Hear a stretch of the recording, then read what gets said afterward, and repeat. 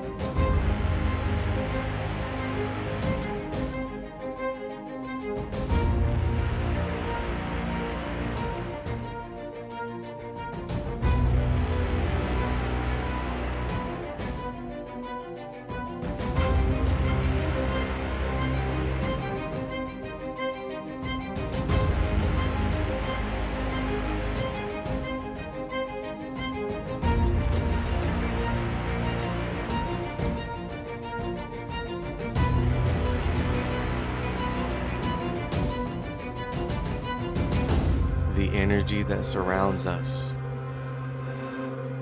presents Riding Through the Unknown with your host, Michael Hoff.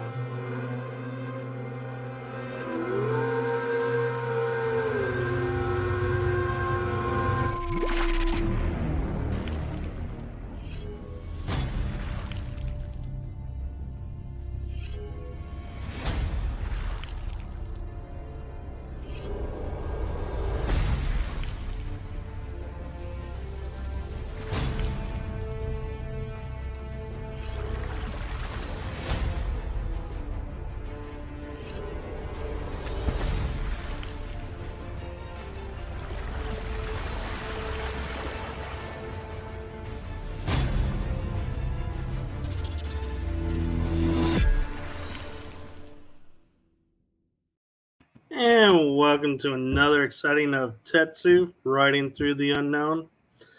I'm your host, Michael, and I am joined today by someone who I had the pleasure to meet and have had a wonderful trip with, and he is a truly wonderful man. There's not much more I could say about that because everybody knows him once I say his name. He is Who are you talking about? Where is he? talking about Merlin. No. So without further ado, I give you Alexander Collier. For the doubters, Michael and I know each other well. His dad and mom are very, very dear friends, and we just lost his dad, sadly. Very good man, and he is sorely missed. And Michael Yes, and I drove from Dallas to Seasick last year, GSIC, and home as well from GSIC, Orlando to back to Dallas, and before I moved on, went to Colorado.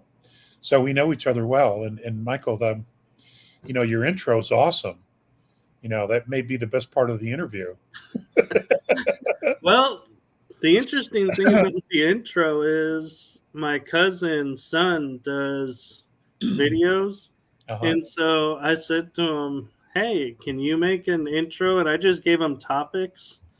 And he came back and said, "Here, how about this?" And I was like, "Man, he just knocked it out of the park." Yeah, it's awesome. It's good. It's really good. I would love to learn about all those topics.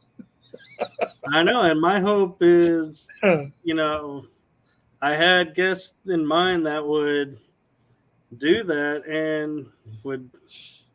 So I was like, yeah, that's like teasers. So what do you want to talk about? Cooking, house cleaning, auto mechanics. Well, I think one thing that people who may not be too familiar with you, because you have been talking since 1994, but some people may still be new to your name is, how did you become an Andromedan contactee? Well, because they came and chose me. Otherwise, it wouldn't have happened. It's not like I chose to do it. They just they came and got me. And the interesting thing is, and I've told this story a zillion times, is that I knew who they were. Now I was just 8 years old, but when I saw them, when I opened my eyes and saw them, I knew them. There was just an absolute knowing. And as the contacts progressed and I got older, I was shown more information in regards to past lives, and I was shown that I have known these gentlemen uh, many many lifetimes, uh, mostly as Andromedans or in the Andromedan system. That particular star nation. I've had other lives in other forms and other star systems. I mean, we're ageless. We're just. I don't know that you can actually put a number as to how old our souls are. We go back before the creation of this universe, which we find ourselves in now. We came in as spirits to inhabit this universe after it was created. So, you know, it's been an interesting journey, to say the least. I can agree to that because in some of your talks, because you do a weekly seminar and Q&A on some of them, I find it really interesting when you talk like almost like first or second person about who you were up talking with, just having a normal conversation, and this is what they wanted me to share. And it's like, it's to me, it's a really big gift that you're able to recall everything that's happening up there. Well, they're telepathic, and because of that, there aren't words. There's, I mean, they sound like words, but they're not visible words or auditory words. But what it is they project into our heads, my head, concepts, pictures. When I first started getting information to share, and this was when I was young. I was 10, 12, maybe. I was so focused on the pictures that I wasn't listening to what they were saying. So they would have to repeat themselves again because I'm like, what? Because I'm watching the pictures in my head because they're concepts, they're diagrams, they're holographs. And it's like this, the information is just moving like this because that's how their minds work. It's this, it's literally this fast. No, I didn't mean you. It's Merlin. Good boy, you come, huh? Yeah. During the program, you show up. So, you want to say hi? You want to say hi to everybody? Hi, Say hi. Merlin.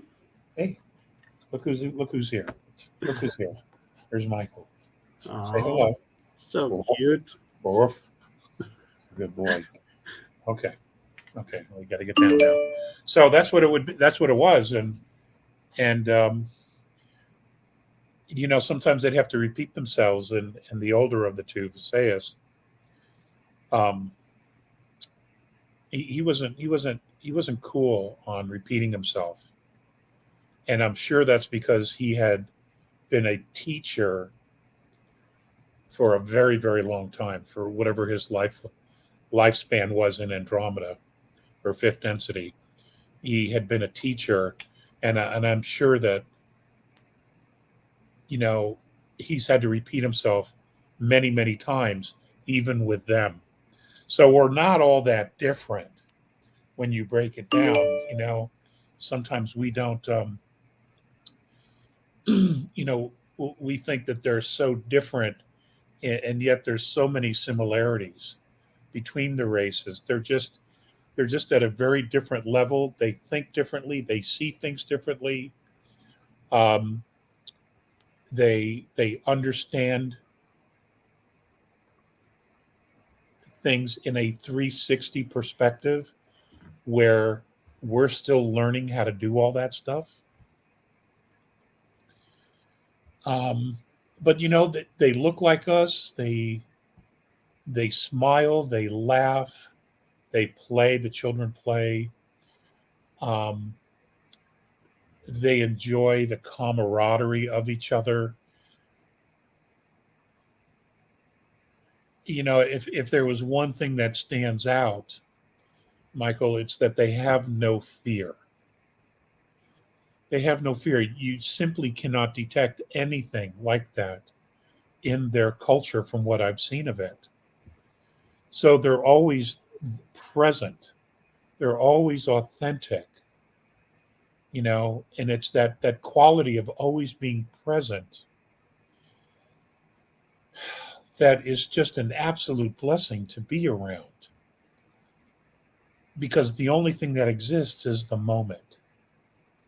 And if you're in their space, because of their energy, their frequency, because of the telepathic communication that's going on with everybody around you, whether it's focused on you or not, you're in that frequency of joy, of brotherhood.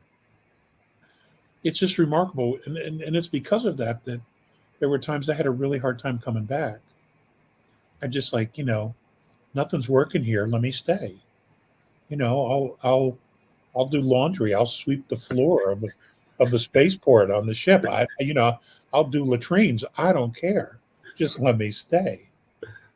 And that wasn't going to happen. That wasn't going to happen. So It to me, it sounds like then they must see potential in us, because the way you're describing them and the way we are here, we are like complete opposites. well, you have to understand that there was a time when we were very much like them. I think if we go back to the Sumerian times, to the Chaldean times, maybe for a period of time, the Babylonian times, that stretch of time, we lived in, and existed with them. They were here on the planet, teaching, mentoring, showing us how to do things. Um, and then something happened, and they left, and then another group came in and taught us, in order to control and manipulate, they taught us fear. They taught us anger. They mirrored all those things that they were teaching us. They then changed all the languages so we wouldn't be able to communicate with each other. They then created wars, battles, and they used us as the pawns in their wars. Especially any time that we may have rebelled or stood up to them and said, "No, we're not doing this anymore." There would be a war that would be created so that the rebellion would be squashed, because then we would be warring with each other and taking each other out. They knew what they were doing. And what it did was it created separation, it created racial prejudices, it created hatred, it created fear, loathing, lack of love, disrespect, all of those things that we now think is normal. These were all learned behaviors that we were taught by very specific groups that have a very low frequency in our galaxy, but are very high technologically. The Orion group would be one, several reptilian races, the Seekar, even some of the Anunnaki. Some were very, very nice to us and kind, and others were deplorable in their treatment of us as if we were garbage. So, and we've taken all this in, and it's all part of our genetic history. Most of this, of course, has been whitewashed. It's been erased from our Earth history that they teach us because they don't want us to know. Because they're very, very fearful what will happen when we know the truth of our history. We will rebel. We will self-empower ourselves and hopefully unite as a race once everybody understands what's been going on. And then, we would have been in a place to tell them to leave. And if there was enough energy surrounding that command, you must leave, they would have had to have left. But, it was a constant assault on us, Right.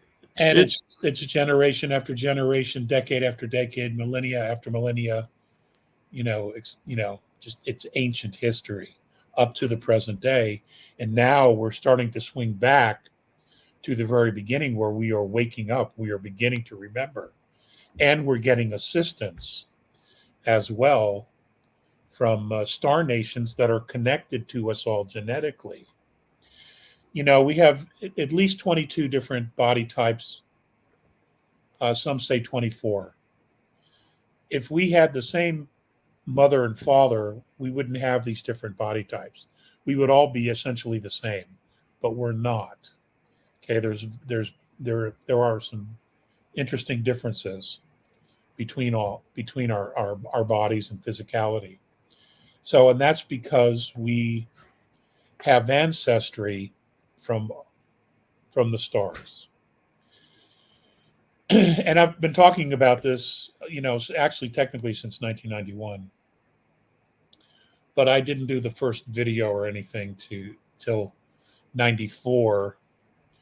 And that video sat in a drawer somewhere, I think for 4 or 5 years, maybe even longer before the one who did the interview, Rick, pulled it out and said, "Oh, look at this," and he entered it into a UFO Congress film festival, and the rest is history, as they say. well, mostly I think so. And but I would talk off and on here and there, in between having babies and things like that, and raising a family. So, and being threatened. It was a lot different in the 90s. It was very different then. It was hostile. Oh my God, how hostile it was. And the government was the least of your problems. It was the born agains. It was some of the other religious groups. They're like, what are you talking about? It's all deep demons. And I'm just like, that can't be possible. You can't possibly actually think that everything in the universe is evil, is demonic. And here we are on this planet with no idea who we are, no idea of our history, and a system that is absolutely so corrupt, we have no idea what to do. And we're taught about a God who's a forgiving, loving God who will throw you into an abyss of fire forever for making a mistake. And that's your position. Everything else is evil too. I made attempts to have a conversation, but I just didn't. I was, the threats and just, the things you're called. When I did the Art Bell show back in '98, and unfortunately, we just did the one. He said he was going to have me back, but I think he quit radio shortly after. But I was called the bowel movement of Beelzebub. I mean, just so creative. It was just interesting. And I'm just like, oh my God, and And then, it got weird. It just got very, very weird. But, here we are today where people have, a lot more people have an open mind and are willing to at least look into it. Some have already had experiences, many have seen the metal, or they've had other experiences which they haven't shared with anybody, or they know somebody who they really trust who did, have an experience. So it's interesting. It's coming along, and instead of a view of the world like this, because if that's the view of the world, you're missing 90% of it, of your life, and what's happening.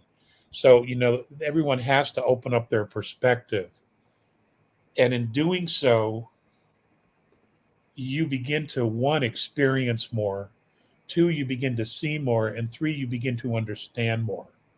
And the more understanding you have, the more that you understand and have an experience, what happens is that you expand your own consciousness. And that's what has to happen here. We have got to free ourselves from this prison without walls. And that's what the earth has become. It became a prison, which we didn't understand for a very long time, but it became a prison without walls. We couldn't leave the planet. And most other star races are doing just that.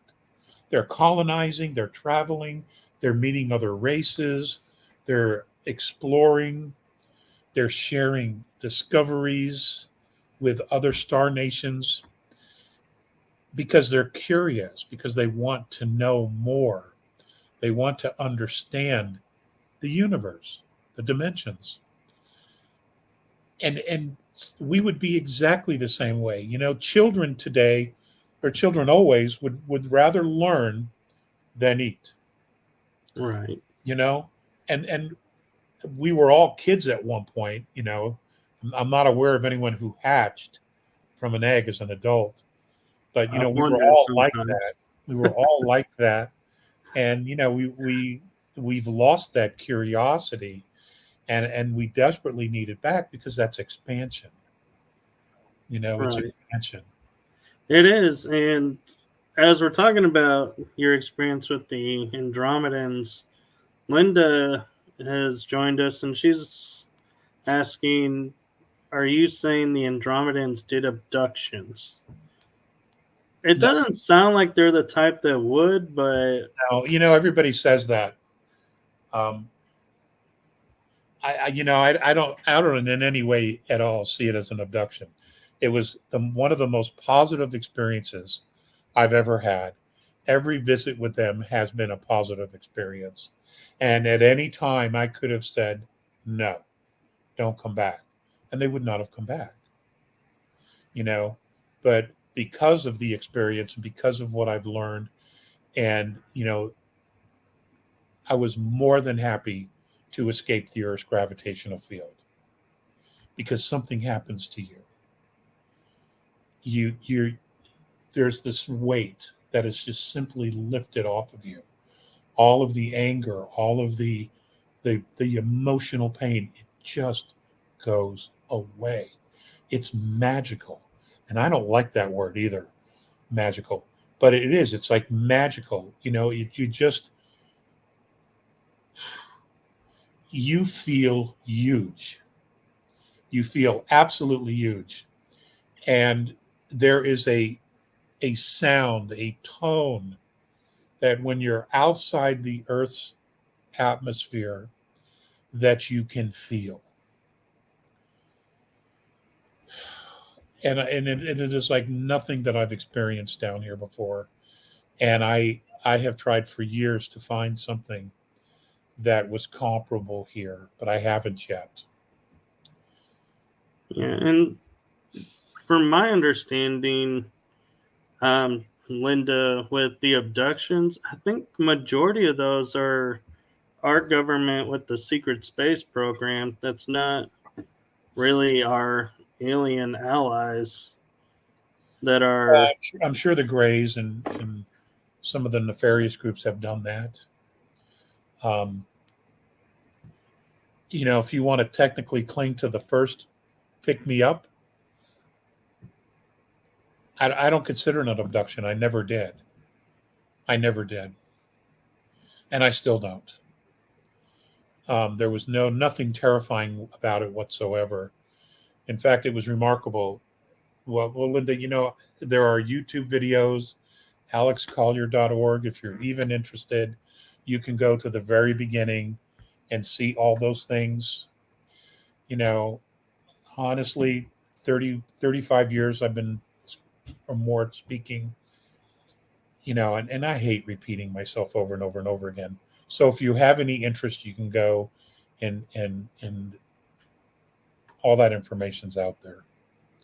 So Michael, what else you want to talk about? Well, with I want to point out to everyone that as much as you have been doing with what we're calling disclosure now, that you were actually awarded a lifetime award for that at the GSIC last year, which I think was well earned and well deserved because, I mean, hearing what you've gone through from the beginning and to stick with it and not give up and to keep trying to help humanity grow, I feel like I could think of nobody else that I would say deserves a lifetime award for standing up for the truth and trying to patiently help humanity wake up, because it's not easy to wake up humanity. It is like can give them all the evidence in the world, and it's like one of my spiritual teachers would say in the beginning is, if you wanted to see a UFO, you could take a room of people, go see a UFO in the parking lot, and half of the people will say there's nothing in this parking lot. And everybody else is saying, how do you not see this huge ship in the sky? And they say if their filters aren't ready for it, they won't see it. Yeah. So kudos to you for sticking with it and sticking to your guns. Well, thank you. I was honored by Danny Henderson and those there at GSIC. But there are many others who, were they alive today, would be deserving, such as Wendell Stevens, Bob Dean, Jordan Maxwell, Bill Cooper, Clifford Stone. Any one of them would have, and Gabriel Green, George Green. Any one of them, is worthy of a lifetime achievement award. We all kind of sort of started around that same time in the 90s, some maybe earlier than that. And but they did everything that they could do because they realized the importance of this, because it changes humanity's perspective of itself. And that is something we desperately need. We have been on a hamster wheel for thousands and thousands of years. And the harder we try, the faster the wheel turns, but we don't make up any ground. And that's because we have to change the way we think, the way we see ourselves and understand ourselves. And we're never going to get that from government. We're never going to get that from religion. It's just not possible, because those organizations were created to do containment, specifically of humanity. And they've done their job very, very well. And the more we gave our power away, the more they did their containment, So, we're all learning. I mean, every day in some way or another as the first day of school. I can agree with that, and You don't have to if you don't want to.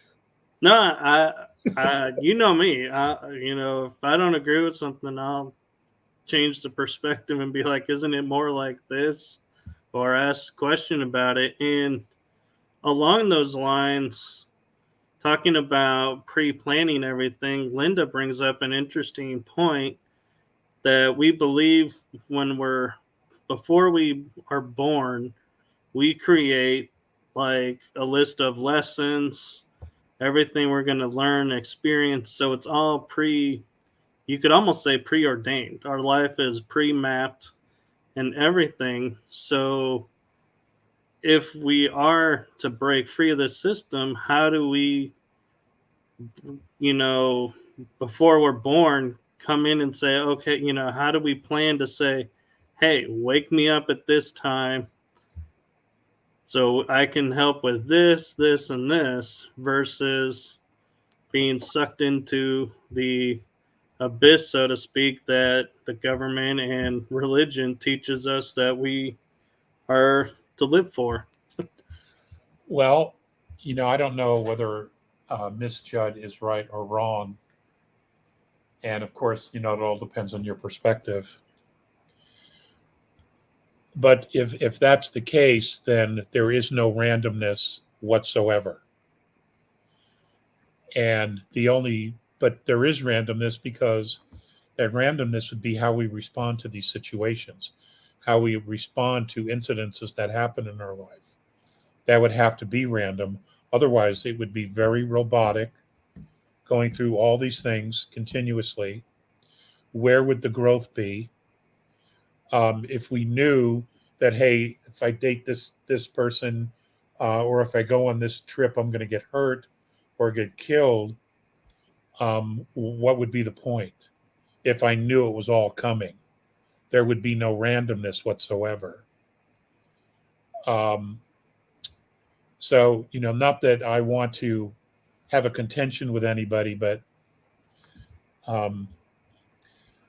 there's a whole lot more to it than that. If everything was absolutely scripted, where would the growth be? Why even have the experience if it's all 100% scripted? Right. And one of So, the things like she's pointing out too is I love how we've been scripted that even if we are to take a moment and go, hey, I no longer believe this, I'm going to change and go into this, that we're told it doesn't happen like a snap of a finger, that it's going to take years and years and years of time. And I'm starting to get the feeling like that's just another, like, I'm trying to think of the words like Brad Olson was using, where they predictive programming. That's it. That we're programmed with the language of it's going to take forever to change this. It's not going to change overnight. So why even bother? And I think that's part of the predictive programming, that because I feel like if we truly embrace who we are, then we should be able to change as fast or as slow as we want. well, that may be so. That may be exactly what we do. But let me just give you an idea. Uh, Ms. Judd said something about personal transformation takes years. Let's say that you were before you came in this carnation, you were a fifth density being, very spiritually evolved, very spiritually evolved, and then you decide to fall back into time, into the shit zone, okay, into the zoo. You're now in the circus called Earth. Um, what what transformations are you wanting to get, since that you left from this level here, 2 dimensions higher than Earth? You fell in time to transform what? To become what?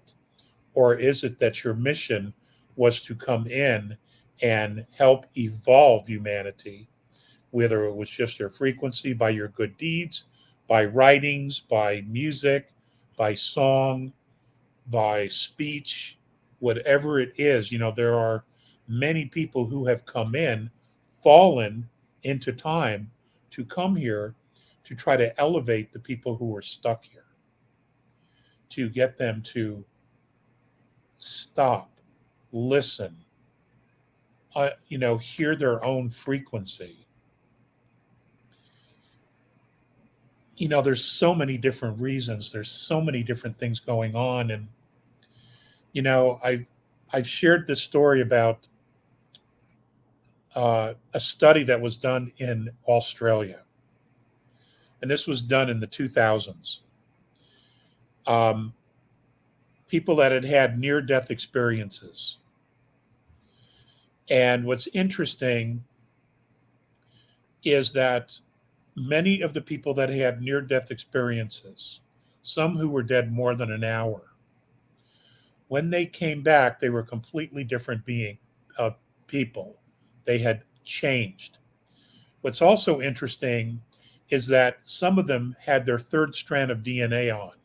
It had turned on when they came back from wherever they were into their body.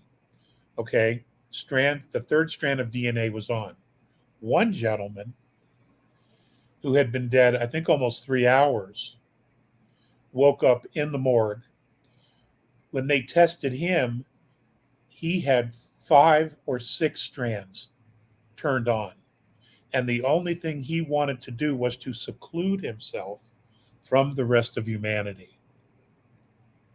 So something happens on the other side. And it appears that most of the time it's a positive experience. There are those who come back and say, well, I saw hell. That's a bummer. That's a bummer.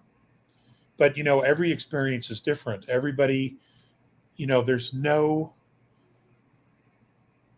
is a sense of randomness that still pertains to all of our experiences on Earth. It can't possibly be scripted. Because our ability to develop emotion, to expand our field of emotion, is instrumental in developing and expanding and sharing compassion. Now, if everything was scripted, we'd be like zombies. We would just be going through the motions, not really caring. Oh, he chose to die in the street, leave him there and just keep moving. But that's not who we are. We are compassionate beings. Most of us are extremely compassionate. And we become compassionate after experiences that we ourselves have, where we've had broken hearts or lost a sibling or lost a parent, lost a best friend, lost a pet. There's so many different scenarios that cause us to go within and cause pain, and an emotional pain that when it's over, we have filled that pain, that experience of pain, with compassion and an empathy towards others. And, healing comes from that, not only for ourselves personally, but for others. When someone who's had a horrible experience sees that someone cares for them and wishes them well and will do anything they can to help them, that can shift somebody's perspective for the rest of their life about who they think they are, especially their own self-worth. So, there's so many different things going on here that I don't know, there is no one size fits all. It's just not happening on this planet. So do you think that's why we have, like, some say you need the rainbow body, some say you just need to cleanse within and you can ascend, that there's no one person that says, hey, this is the right way, because we are so different that there is not one size fits all? That's why there's all these people who claim to know their way to ascension and they're all different? I don't think there's just one way. I do not. Um, I think there's multiple ways to ascend. Um, and it could be that before we come in, we have an idea of how we want that to occur. It could also be that we set up unconsciously certain scenarios in our life to make that opportunity present itself. And then in that moment, we get to use our free will and make a choice. Am I ready to do this, or do I stay? Do I stay and raise my children, or do I ascend and leave Earth? Um, or whatever the particular scenario is. There's, Earth clearly was meant to be a school. And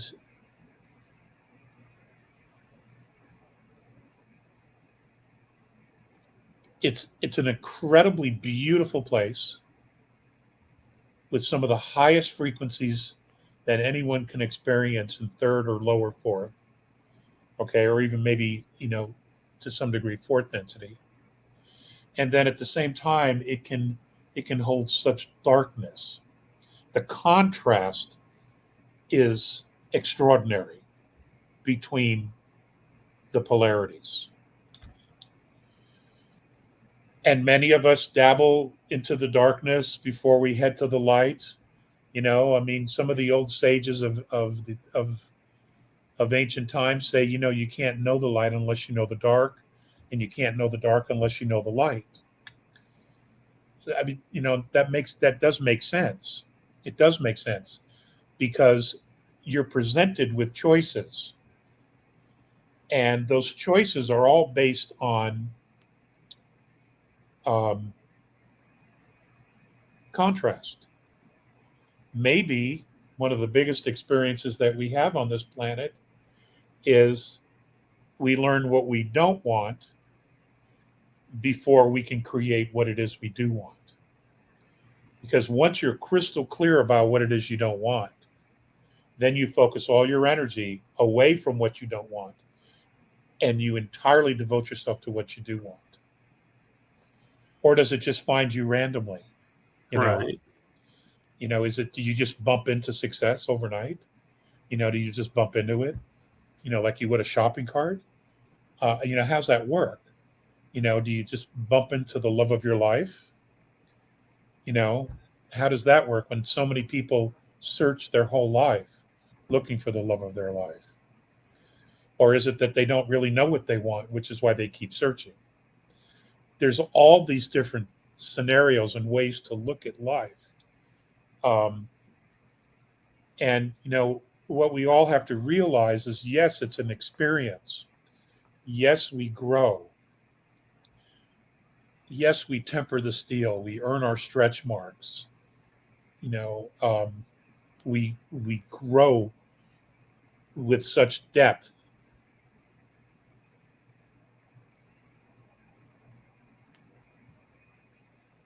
But in order for us to truly have the genuine experience, there has to be some randomness to it. Because along with choosing what you want or deciding what it is you want, you also have to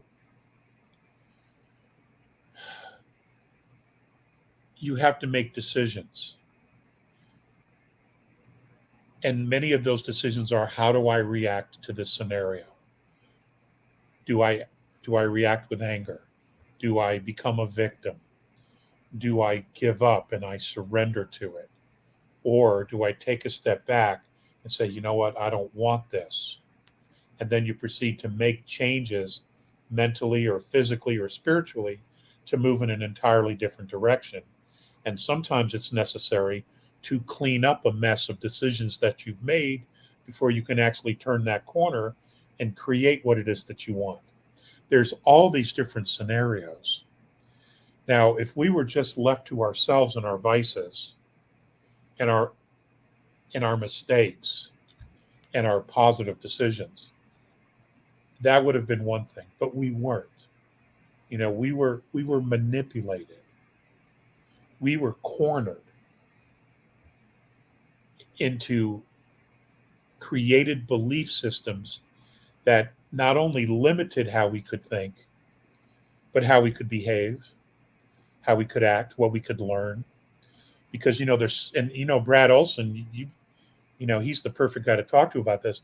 All the suppressed history of Earth and our civilizations that have been here. Why was that all hidden from us? Why did they hide the teachings and the knowledge that the ancients had? What happened to all the suppressed technology?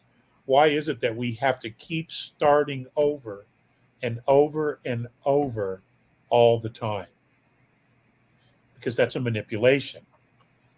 Okay, the law of consistency, which the Andromedans experienced themselves, that was completely taken out of the equation.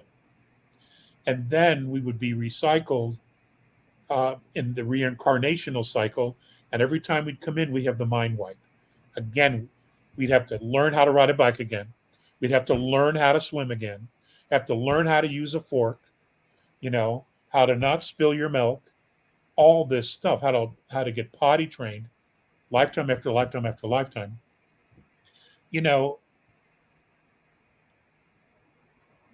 All of that was to burn time, burn our energy, and keep us focused on just surviving. That's all it was. That's all it was. So I'm wondering, because I'm hearing what you're saying and it makes sense, but then I look at like the Matrix movies where they say like when something's been changed, there forms a glitch, and we call it deja vu. Is that Could that be something to where like you're saying we've done it so many times that the soul has remembered and it's saying, look, I know we had to do this process, but let me give you a little bit of a head start and remind you we've done this part. So let's skip ahead to the next part. Could that be what deja vu truly is for us? Of going through an experience and saying, wait a minute, I've done this before? Many people see it that way. Many people have experienced it in just that way. Um, Other people, they're like, I've been here before. And is it precognition? Because when we sleep, when we go to sleep at night, many times the soul will leave the physical body, and the soul can travel forwards or backwards in time, a limited space, but the soul has the ability to do it. Now, when you dream in color, that means that you're traveling, your soul is traveling. When you dream in black and white, that is you're staying in the body and it's your subconscious, either playing things out or running old tapes or um, genetic memories. So, you could ask that question to so many people. What does deja vu mean to you? And you'd probably get a lot of different answers.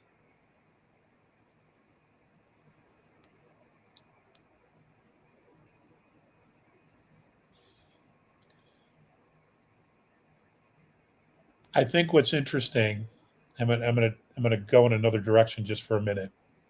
I think it's interesting that many lifetimes we tend to have the same people in our lifetimes, the same souls. Okay, they may have take a different form, be a different sex, uh, tall, a different race, but we come in with soul groups, and those soul groups we tend to stick together with those in our soul groups because we know each other, we trust each other, to give us or to help us have an experience, whatever that experience is. But at the same time, they're having their own experiences, which is why some people stick around for a lifetime and others for a weekend, for months, maybe a few years, and then they move on, you know. Um, it could very well be that some of those people coming into our life trigger those memories, those what you refer to as deja vus. Um, I remember as a kid with my brother Rick, um, both he and I would have those deja vus. We would take a drive when I'd first gotten my license. We would go take a drive, just to drive, just to get away from the house, and we would just go up the Merritt Parkway, I-95, or take 684 to upstate New York. And he turned and goes, "Have we been here before?" And I go, "Looks familiar, doesn't it?" He goes, "Yeah." "Have we been here before?" I go, "No, this is our first time on the road." So we would have these all the time. We used to have them a lot at my grandmother's house, which was really interesting. It was an old Victorian house, 4 stories high. We used to have a lot of weird things happen there. Um, some of it's explained, some of it wasn't. Uh, but I can't talk to Rick about these things because he's on the other side. Um, I'll give you here's another example of something that was really interesting. My uncle Dick, my mom's older brother, he lived in Alaska. He worked on the Alaskan pipeline. Towards the end of his life, he was dying of tuberculosis. This was in the early '90s. So they sent him home, for the last few weeks. He was my uncle Dick, and his wife Jean, my aunt Jean. Um, she did whatever she could do, but the last few weeks of his life, he would have blackouts. And during those blackouts, he would just, where it would just come randomly. He would hit the floor or fall over on the couch or in his chair, and he'd be out for a period of time. And my Aunt Jean would call the paramedics, etc. In one particular blackout, when he came to, he had told my Aunt Jean that he had traveled up this light and he went into this absolutely huge, beautiful park. And in this park was his older sister, my Aunt Jean, who had crossed over. My mom, who we lost at 8 to a drunk driver, was in this park, and he was there, and they were walking and they were talking. And they were talking about, the family, about where he was, how he was doing. Then he was talking to my Aunt Connie, and she said, I when you go back, because you can't stay, you need to tell the kids this. And then my mom did the exact same thing. She told him to tell us, and it was the three of us at the time. You tell them that I'm very proud of them, who they've become. She goes, I hear when they mention me or they ask for help or pray. She said, but it was just too hard for her to come down into the energy to try to contact us. Well, my Uncle Dick was not a very spiritual guy. But my Aunt Jean told my sister Barry that he was very much a changed man the last few weeks, and that he had become the man she always wanted him to be. But he no longer had the fear of death because he realized it was more. He knew where he was, wherever the park was. He was with my mother and his older sister, Connie. Okay, he was there, and he knew it. He didn't have to explain it. He knew he was there because they had conversations of only things they would know together.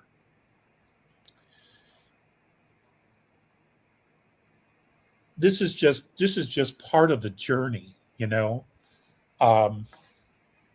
Whatever this experience is, whatever this lifetime is, especially this one where we have chosen to be part of humanity um, that is awakening to its own self, to its own soul, to to its own remembrance of its own divinity, the soul, to the divinity of which it is. It's it's just a remarkable time, and despite the circus that we're all singing, the shit show, I don't know of any other word for it. There is in fact a purpose for all of this, and there has to be a reason all of us are here. Whatever roles we play, whatever we're here to learn, to take with us to the next life or the next dimension, wherever it is that we go.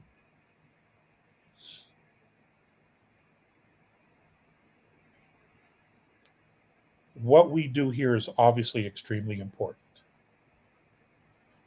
Who we are, who we become, who we remember ourselves as, we will take this experience to the next levels. And what's interesting is that who we are, who we are in our essence, changes humanity. It changes this bloodline. It changes this line of humanity into something far greater.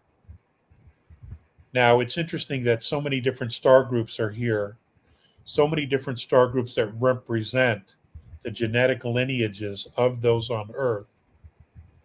That's no accident either. So the time has come for humanity to stop hiding itself. It's time for humanity to stop giving away its power, its energy. It's time for humanity to realize its strengths and its validity and its own value. How are we going to act with each other when we're not being manipulated? There's no mainstream media. There's no corruption. There's no extraterrestrial regressive influence. How is it? How are we going to react and act with each other when we're not being manipulated? Do we actually find our center? Do we settle in and just become, loving human beings? I mean, is it possible? I think that's something. I think that's something that all the star nations that are here want to see us do.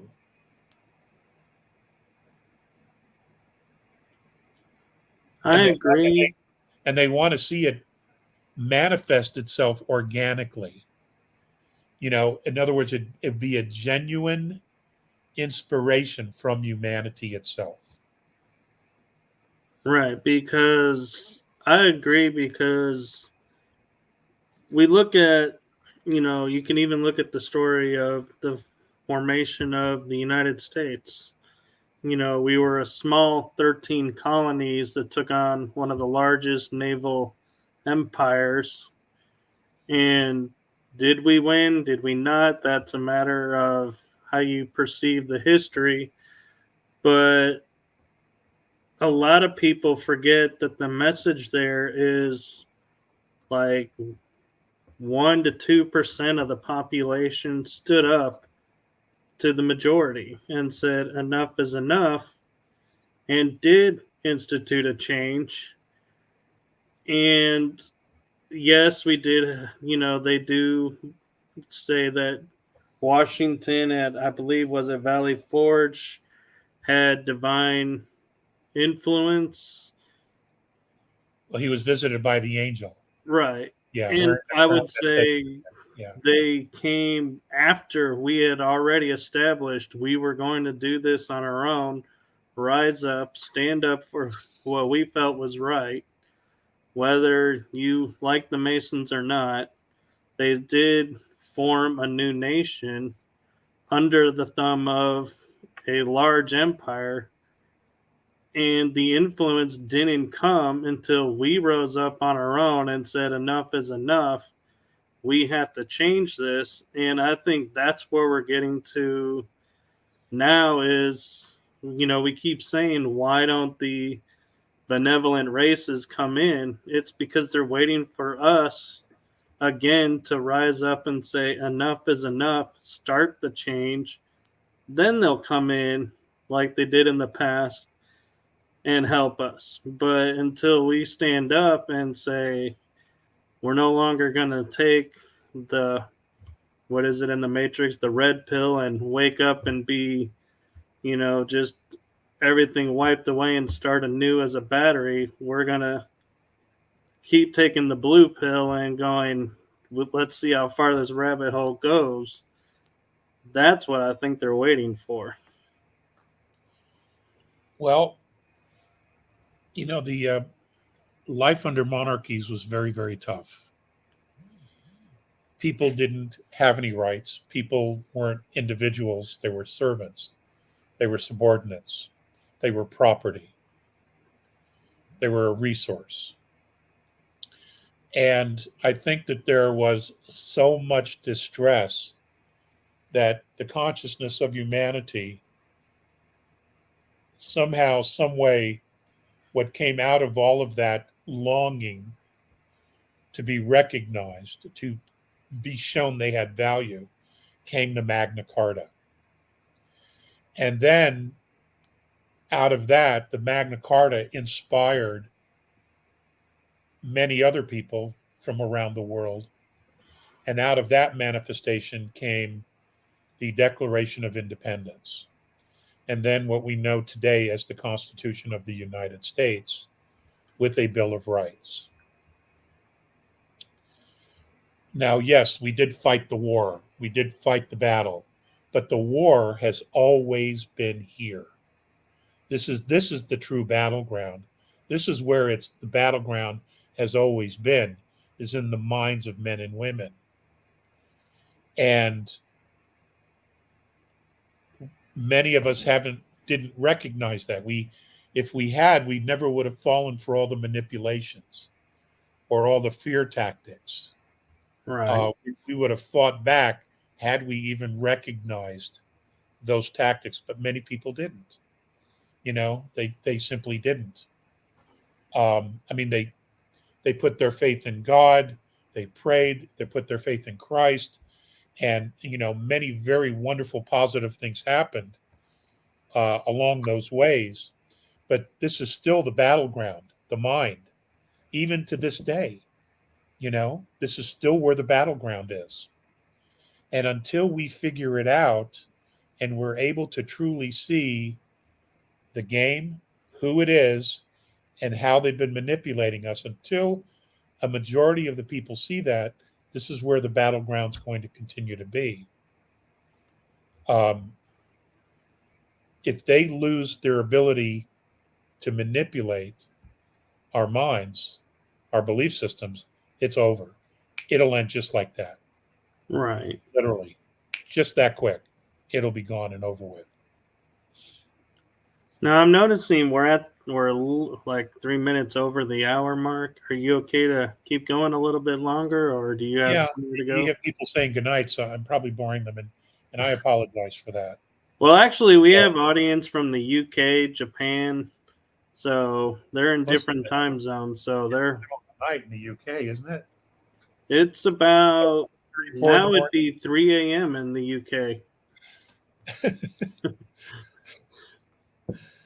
But one question I have for you, and I'm going to phrase it in a way that is how my mind makes it, is we're talking about disclosure and how Hollywood has manipulated us, and now there's elements of Hollywood that are helping us to see our true potential. When I look at the movie Patriot, that Mel Gibson did about the war, there is one line that's always resonated with me, and I think kind of goes along with what you were just saying about the monarchy and life under it is when the general was forced to surrender and he said, "How did it come to this? An army of rabble has just taken the field. What is going to happen to us now?" And it's like I hear that, and it kind of like popped in my head when you were describing that, and it's like, yeah, this was an army of farmers, peasants, merchants. They're not Blacksmith, trained. leather workers, Yeah, you know, yeah. Um, well, it just goes to show you what we're capable of. yeah, When I, there is a movement of energy that is moved by inspired thought and a vision, there's no way it doesn't come about if we don't give up. If we continue to move towards it, what it is that we want, we will achieve it. We will, in fact, achieve it. Like you said, the American Revolution, it was between 5 and 10% of the population in the end. That's it. You know, yeah, most people sat by and sat back, and the summer soldiers that Tom Paine talked about. These are the times that try men's souls, unless you're just a summer soldier. You're there towards the end when there's no need to give up anything, or to risk anything, then suddenly you join the cause. Um, but you weren't there for the whole thing. They weren't at Valley Forge. They didn't walk through the snow with no shoes. They didn't deal with the starvation. They didn't deal with the frostbite. Just all the things that these men and women did in order to establish a nation that believed in the concepts and principles of sovereignty and individual liberties. There are many of us who still feel though that way, and there are others that just romanticize about it. They're not actually putting into motion, physical motion, anything to do about it, but they romanticize about it. They talk about it, but they still do their 9 to 5, and they're not actually taking any steps to try to manifest that idea again in our society or around the world for that matter. Um, it's tragic, especially when you realize that there are people here who are sabotaging their own country, sabotaging their own freedom and sovereignty for paper with pictures on it, okay, or some power they think that they're going to have. It's just, Michael, there are times I just cannot wrap my head around the stupidity.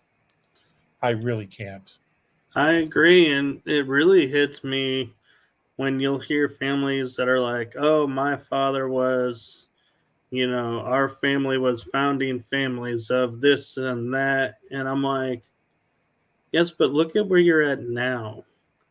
What happened? When did you guys decide we no longer are going to stand up for what like our ancestors did and we're just going to accept the money and be like, oh well, we're founding family, we got that pride, but that's all it is. We'll take no action. It's like I kind of feel sad and go, I wonder what your ancestors are thinking now, looking down and going, boy, I'm sure glad I sacrificed all I did for them to be sitting on their butts doing nothing. They're probably turning over in their graves.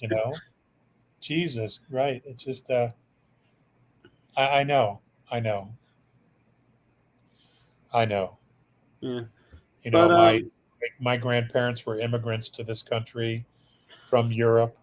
My grandfather came over had to hide at the bottom of a fishing boat, to get into to get he somehow on my dad's side, one of my grandfathers somehow ended up in Albania, and in order to get out of Albania, he had to hide on a fishing boat to Italy, and then once he got to Italy, where he met one of my grandmothers, then they came to the United States, and this is, in the late 1800s.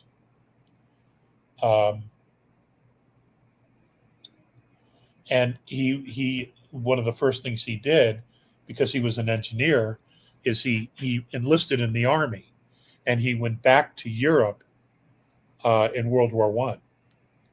And in fact, he helped design and lay the tracks up for the railroad from Paris to Verdun, and that's where he was, is in Verdun. Oh boy. And he was given the French Medal of Honor for all of them that survived. That's where they were. That was nasty there. And that's, and then my uncles were in World War II. They were all over Germany and France and Italy, Africa. So, I can only imagine the conversation that if I could walk into the Christmas Day living room where and the conversations are going on in the couches or around the dinner table, what that conversation would be today with all my uncles and aunts, with my grandparents there as well. I often wonder, what would that conversation be? They would probably be so livid with us for letting it get this bad and not stopping it sooner. That's my guess.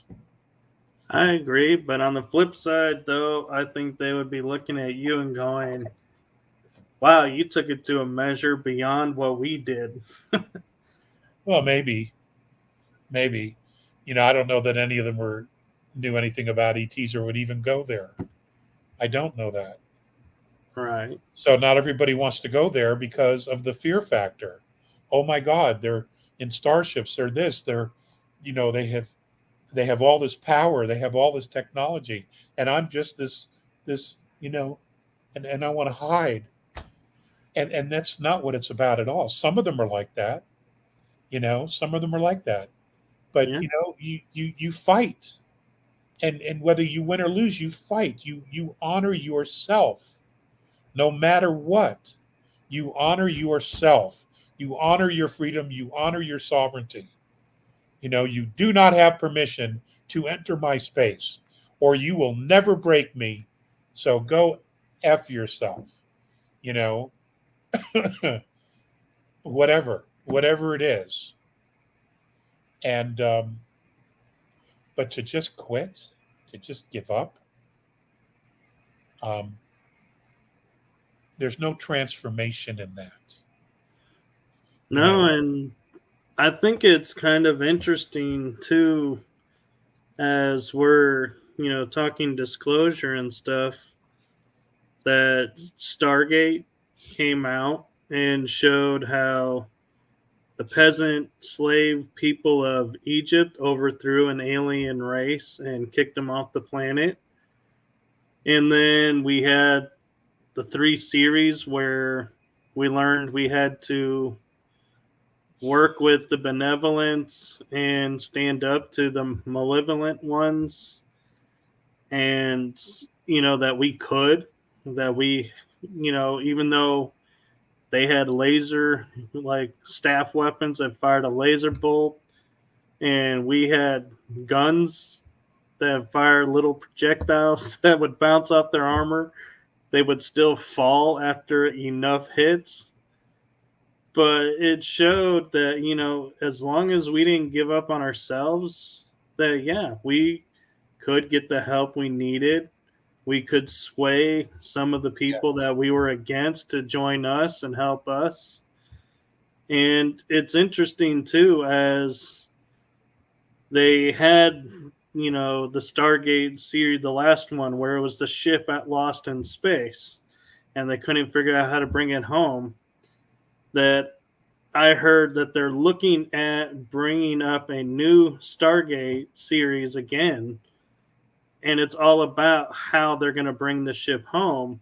And I can't help thinking the timing of how these shows came out, when they did, that is this a sign that we are returning to our homes and that the change has come, that we're no longer going out to fight, that the fight has come home and we're seeing the after effect of it. That's a very interesting idea. I'd have to sit with that for a little bit. Um,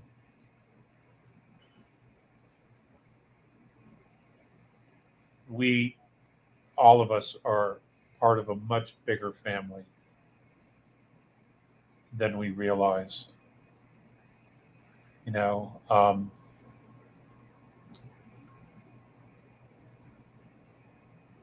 the A's refer to God. What we would call God is isness, and in all of the extraterrestrials, regardless of their technological prowess, they cannot create a dimension. Only Source can do that. Great Spirit, the Holy Spirit, but whatever term one uses, Creator, and they know this. They know that this presence, this whatever it is, created the dimensions. And as much life as we're experiencing here, somewhere on another dimension or with our own, some other part of our solar system, our galaxy rather, or in another galaxy altogether, there's life going on as well, or lots of life. On other dimensions, right now, there's lots of other life going on. Starships moving back and forth, rescue missions, exploring, um, doing experiments, terraforming, maybe other planets or moons for habitation.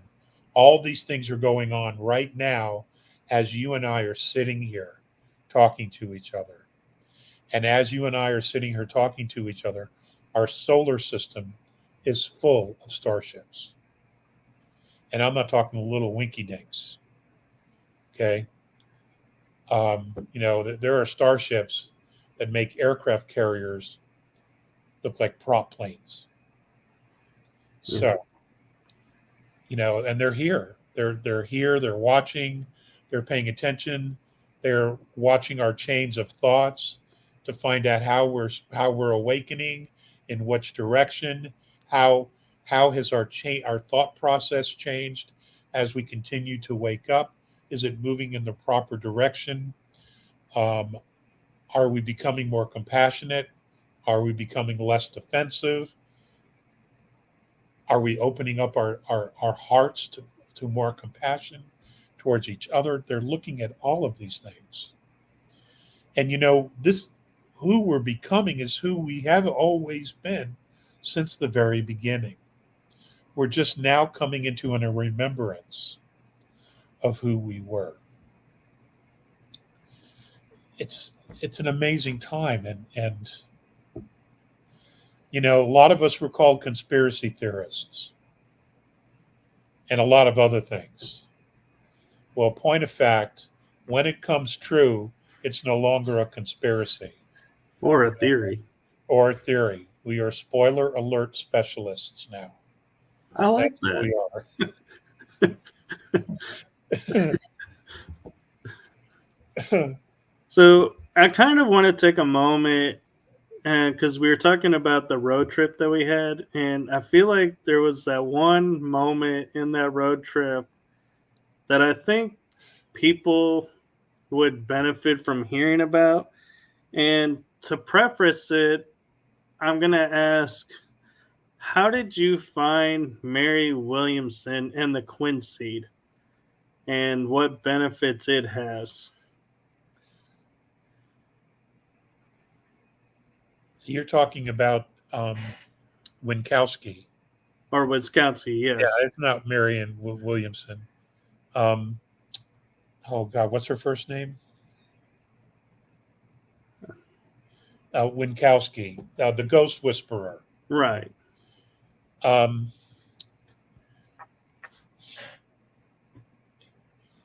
Ever since I was little, I was aware of spirits. We lived in, well, my grandmother's house was a very old house, and there was always interesting energy. It was never threatening. Somebody wrote a pattern something specialist. I missed that. Right. Because we were talking about being the spoiler alert specialist. He Yeah. says I prefer pattern recognizing specialist. Okay, that'll work. That'll work. Thank you, whoever you are. LP. I'm not sure who that is. Okay. Um, Marianne Winkowski. She's the Ghost Whisperer. The TV series was about her experiences. And then, of course, because it's Hollywood, they elaborated. But it's about her, and she was a consultant all those years on the show. A family member came to the house, and this family member had some serious issues. And we couldn't figure it out. Simply couldn't figure it out. Uh, one minute, this family member was just awesome. The next minute, off the rails. So, out of sheer desperation, and because there were things going on in the house that were poltergeistic a little bit, um, we reached out to her because she does readings. You know, she can read somebody's home, tell you if there's things there that are not supposed to be there, if there's a portal, um, et cetera, et cetera. Attachments, physical attachments. Anyway, she did this reading and she said yes. Now, we gave her minimal information about anything. She said, you have a house guest um, from Florida. We never told her where this person came from. There was an entity attached to the car that this person drove, and the car is white. 2 for 2. Okay. And then she said, this entity likes your house guest. That's why he's sticking around. This person who's attached to your house guest was murdered in a motel over drugs by his girlfriend, who was much older than him. This is Marianne Winkowski, okay, the Ghost Whisperer. She gave us the city, and I did all the research. And I'll be damned if she didn't nail it. A young man who went to the same high school as our house guest at the same time, was 24, was shot in the head by his girlfriend, who was an elderly woman who lived in uh,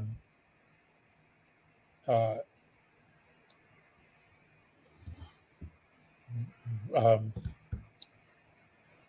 near Pensacola, something beach, Santa Rosa Beach, which is where this house guest went to high school. So the girlfriend who shot the boy that went to the same high school as our house guest.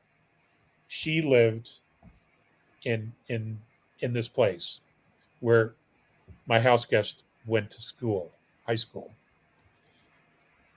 Sure enough, we got a year. She gave us a year.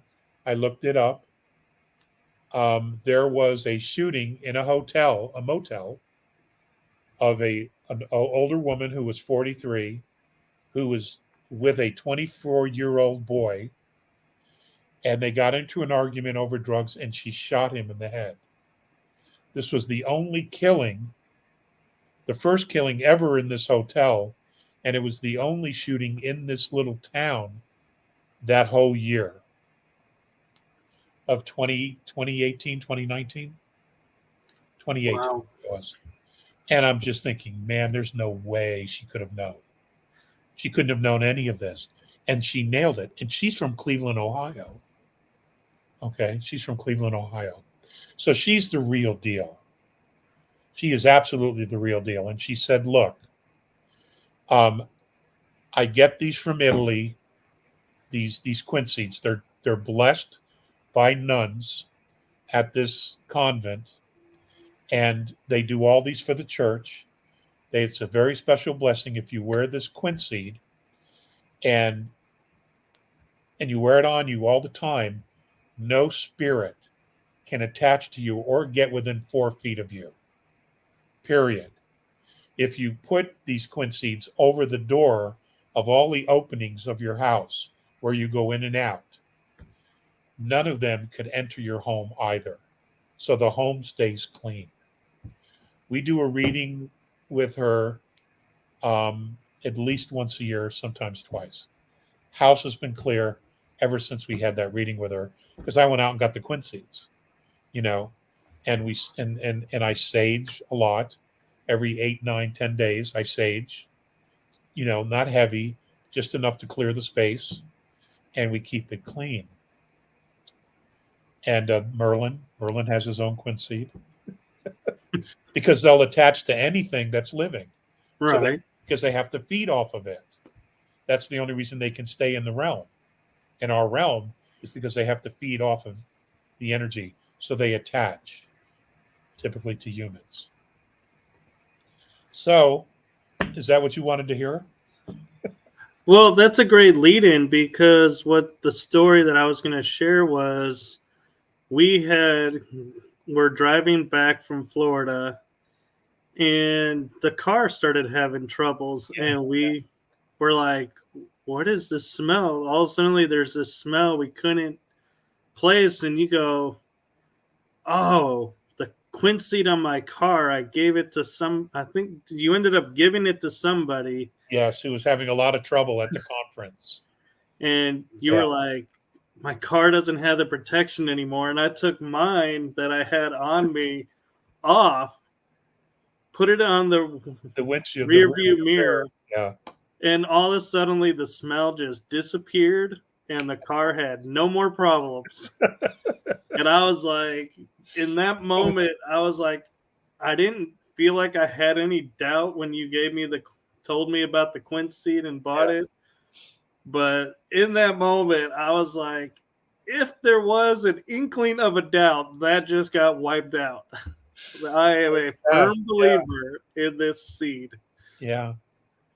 Yeah, that was at the Shell station. It was. And then we went to it's a place we had breakfast. Cracker Barrel. Cracker Barrel. That's right. Cracker Barrel. Before we moseyed on our way through Mississippi.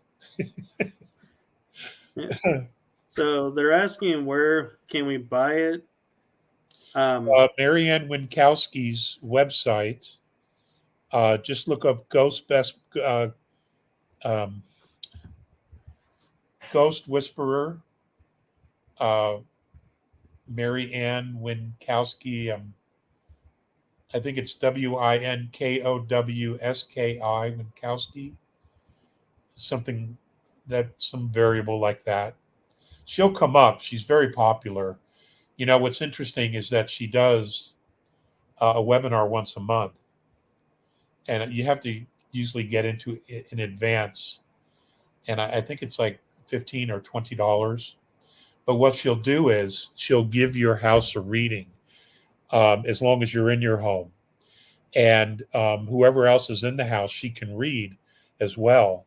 And man, it's amazing the stuff that she gets, and you could just see people like flabbergasted that she can nail this stuff.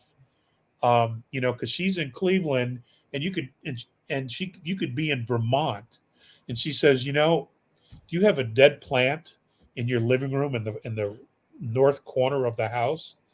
Yeah, you need to get rid of that. It's creating a portal, and you're drawing negativity to the house because that's a dead plant. And she'll come up with this stuff, and you're like, well, how would she even know it was there? Because she's got the gift. She has the gift of vision. It's truly remarkable. It really, really is. Yeah, I forgot about the car thing. I hadn't thought of that in a while. I have a lot of life going on here lately, so. I know, and I was thinking about it too. It like popped in my head, and I was like, Alex is the one that recommended it with my experience that I had. And I was like, he's on the show. How can I work that in? And I was just like, yeah, because, I try not to script, what's going on, but there are some moments that I'm like, yeah, I feel like the way I share the information doesn't do it quite the justice. So thank you for sharing that. And oh, you're welcome. My car, I have two quincedes, one in the rear view mirror and one at the very back, where the back door lifts up. Right. So I have one each there, so nothing can get in the car, nothing can screw with the electronics of the car either. And it's amazing. One of my sons was having an issue, and he's like, no, Dad, come on, that can't be true. And I'm like, okay, let me check some things in your car. And I put two quincedes in his car. He still doesn't know they're there. He has not had any more car trouble since I did that. But of course, I'll never get the credit for it, because he doesn't know the quincedes are there. Because ghosts can very, very heavily manipulate electronics. Right. And of course, you're the expert. You're the resident, ghoster here. So you know all about that. It's true, they do. And why don't you give us a story? Why don't you give the four of us who are listening, give us a story about being on one of your quests and how all the electronics, the lights, recording equipment all quit, took a dump. Well, actually, it's not my story, but it's a story that I think I told you some of that I think you're going to get touched by and a kick out of. Is 2 days after my dad had passed away, I was on the phone watching a live investigation at a location I had been to, and the lady that runs the investigations there was, trying to get one of the spirits to activate and, respond. And so she saw me pop on and she goes, hey, can you watch and, let us know what happens?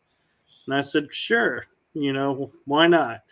So I'm watching and I start asking questions of the spirit, the little boy that's supposed to be there. And the devices start to respond. And I'm like, I'm not verbally saying this. I'm typing it on a screen. Somebody else will ask the boy something, nothing. I'll ask the question. REM pod goes off. And I'm like, this is interesting. And I'm like, because I think he knows me because I'd been there once or twice before. So he was more comfortable with me. And I told her, yeah, he's, being responsive and there was some activity. And she's like, okay, thanks. And so I said, well, I need to try and get some sleep. I haven't slept much. So it's 1 o'clock. I'm going to go to sleep. Well, she has another investigation Saturday night. I talked to her on Sunday and say, "Hey, how did the weekend go?" And she goes, "Well, we had something interesting happen around 2:30 in the morning when we were breaking down on Saturday." I said, "What is that?" She goes, "We kept getting the name Joseph, but we couldn't place it." And I'm like, all of a sudden fully attentive and go, "Wait, what?" And I said, "Go on." And she goes, "Well, and then we had this one phrase come up. And because of that phrase, I had to go and do something Saturday on Sunday or Saturday."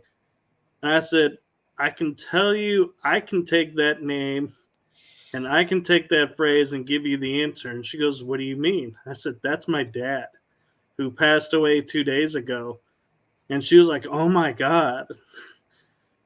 So then she goes and tells me on Saturday night, everybody brought equipment that was freshly charged. All her equipment she had just charged up that afternoon, all of it failed. They could not get a single ounce. She couldn't go live. The Wi-Fi wouldn't work.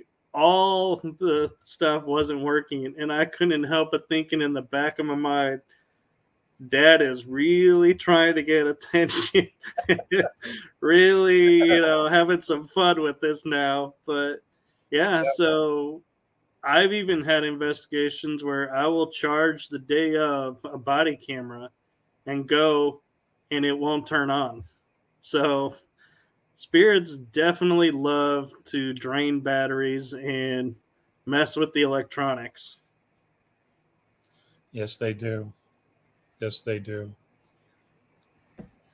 So Wasabi, I'm not sure if you know who this is asking an interesting question. He says, "Alex, can Mornay help you with spirit intervention if extreme?" He probably would, but I don't burden him with that stuff. I try to manage everything I can myself.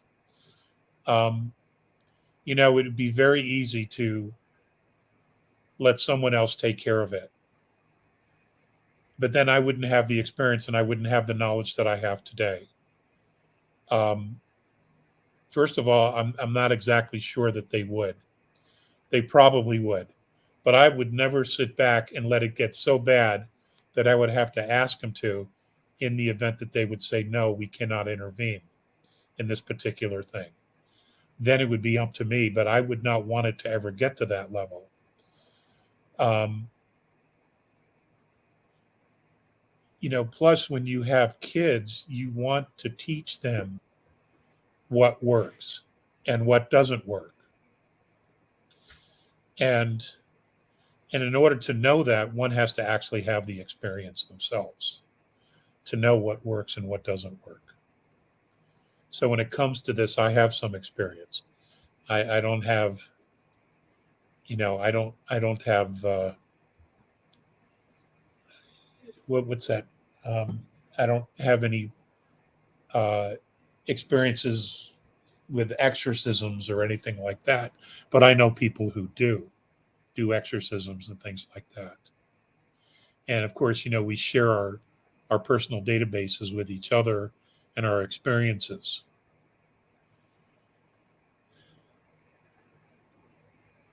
But I would not burden Mornay. I mean, they live in another dimension, 280 million light years from here in fifth density. That's how far it is. Okay.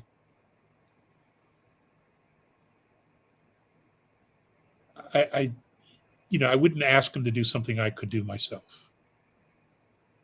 Seriously.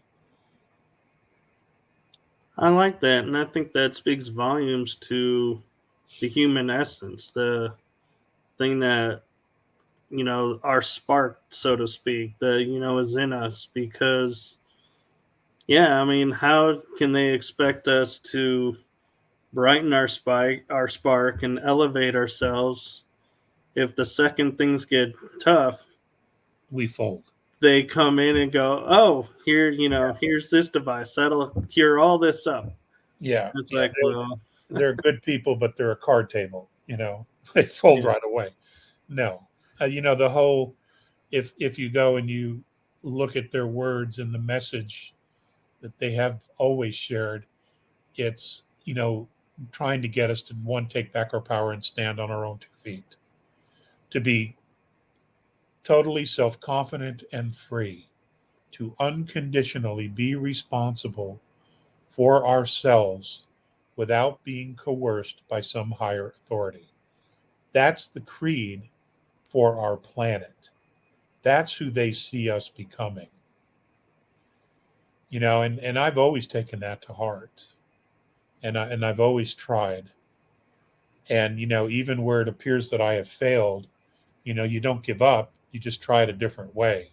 And eventually what happens is that you work it out, you get past it, and then years down the road you can look back at it, um, and appreciate the experience for what it's taught you, because now you're further upstream, or moving towards the sunset, and your life is better, and you have all this experience, and you have a confidence about you that you've learned because of that experience, because you learned how to overcome it and move forward. Right. You can't pay for that shit. You can't buy that stuff. You just have to live it. Yeah. That reminds me of that one religious comic book strip. I'm sure you're familiar with, Alex, where you have the guy that's on the rooftop in the flood and he says, "God, you got to save me from this flood." And a boat comes up and he says, "Hey, get on the boat. We'll help you." "No, God's going to save me." And then the boat leaves and a helicopter comes in and the helicopter's like, "We'll drop you a rope ladder. We'll get you out." "No, God's going to save me." Ends up drowning, and he gets to the pearly gates and says, "God, I just got to ask, why did you let me die?" And he goes, "What did you want? I sent you a boat. I sent you a helicopter."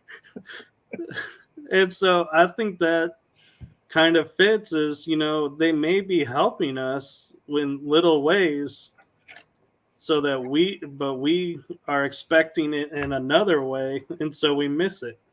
Exactly. Exactly. That's why it's so important to sometimes just stand still. Just stand still no matter where you are, and just know where you are, and know everything that's going on around you. You know, we get so focused on our tasks every day. I have to do this, I have to do that, I have to be here on time, I got to be there, I have to do this and do that, and da da da da da. And what happens is we never actually ground ourselves in the moment and take in everything that's going on around us. And we lose our way. And it's very easy to lose our way, just keep getting distracted. And before you know it, you are so off your path, you don't even know how you got there because you were so distracted doing all this other stuff. Right. And I think the other thing too is we have taught ourselves, if we get so far off the path, there's just no way to turn around and get back on it, that we're just too far gone. So let's just carry it out. And it's like, well, that may be, but there could also be a branch off up ahead that's a shortcut back onto the path. But we don't think about it because we're like, we already all queued up to ourselves of, yeah, I'm doomed. I'm beyond forgiveness. So I Yeah. went too far. And none of that's true. I mean, all the broken pieces find their way home. I mean, we're all part of Source. Every single one of us is a part of Source. Source doesn't kill itself. Source doesn't cut part of itself away and toss it into the trash. No, it would never do that. It's when we find ourselves lost, that's when it's important to stop and ground and really take a look at where you are. And even if in that moment you decide you know what you want and you don't know how to get back, the best thing to do is to take baby steps. Just do one thing to help you find your way. And then once you've done that, you do another and then another. You don't try to do the whole thing all at once, but you take one step at a time. And when you've accomplished that, you go to the next thing and the next thing. And you solve all these little problems. And eventually you'll get to some of the larger problems. And once you tackle those, you will find yourself exactly where you need to be or where you should have been. It's just not giving up on yourself. Because if you give up on yourself, you don't give anybody else a chance to help you because you've already given up. You know? And if you don't have faith in you, who's going to have faith in you? And why would they have faith in you when you don't have any in yourself? You know? Yeah. I like how Nancy put it is, yeah, look at it in small pieces so as to not overwhelm yourself. Yeah. Bravo. Exactly. Well, Michael, two things. Merlin's working me for a walk, and I have to use the restroom. So Well, I was about to say, I just realized we went over the hour and a half, and we're gonna call this an evening. All right. yeah, Let's do this again, though. All right. Definitely. I enjoyed this a lot. Yes, I did too, and thank you for coming on, and thank you to everyone in the chat room. And I do know Michael, by the way. We do know each other. We have broken bread, and his mom and dad are very dear friends of mine. Even though he just lost his dad, he's still a friend of mine. So well, thank you, and you're a friend of ours as well. And funny story about how I will share in transparency is, talking about how friends we are. Is I was telling Alex that I was doing this series, and he kept saying to me, well, when am I going to get to come on? And I was like, I thought you were retired. And he's like, no. So I was like, well, then let's go. No, I do the webinars and stuff. I'm just not doing public speaking, standing on stages. I never enjoyed that part of this at all anyway. I never did. So. Well, I do appreciate you coming on and everything, and I won't keep you because I know Merlin, has his needs and you have yours, and I didn't mean to keep it so long. No, it's all good. It's all good. Merlin is very strong with the Force. Yes, he's very strong with the Force. Okay, so with this series, a little bit of housekeeping. As you know, this is the second episode of this month, so stay tuned and watch the page because I will be announcing next month who is coming on for those two shows. So thank you everyone for watching, and wherever you are in the world, have a good night, a good morning, and a good afternoon. And I will play our outro to send us out. Michael, keep ghosting. All right. I will. You too, and you keep doing what you're doing. Thank you, sir. Thank you. I loved your mom. I will. All right. I want to see the last part here. Okay.